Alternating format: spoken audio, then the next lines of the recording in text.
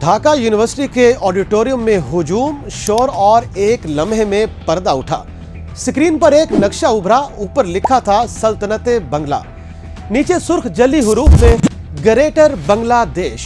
Hall में तालियां गूंजी, मगर चंद किलोमीटर दूर नई दिल्ली के सिफारती कमरों में खामोशी छा गई, क्योंकि नक्शे में दिखाया गया था भारत के मशरकी इलाके आसाम, बिहार, झारखंड, ओडिशा, त्रिपुरा, म्यांमार का अराकान और एक नजरिया जो तारीख के बतन से उभर कर सियासी खतरे में बदल सकता था।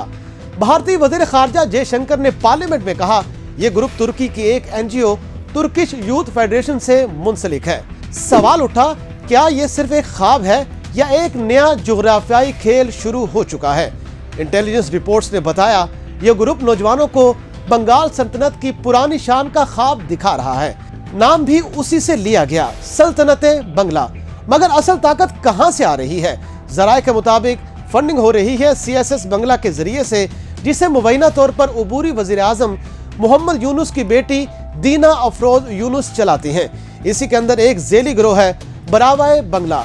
ये नौजवानों को भर्ती करके नजरियाती तौर पर तैयार कर रहा है। तुर्की का किरदार अभी तक बराह रास्त सबूत नहीं, मगर तुर्किश यूथ फेडरेशन के माली और फिक्री रवाबत हर रोज वाजे हो रहे हैं। भारत क्यों फिक्रमंद है? क्योंकि ग्रेटर बांग्लादेश के नक्शे में शामिल हैं मगरबी बंगाल, आसाम, बिहार, झारखंड, ओडिशा, त्रिपुरा। ये वो इलाके हैं जहां तारीख, मजहब और सियासत एक दूसरे से टकराते हैं। नई दिल्ली ने हंगामी कदम उठाए, इंटेलिजेंस शेयरिंग तेज की, सरहदी निगरानी सख्त की और गलत मालूमात के खिलाफ एक नया सेल भी कायम किया।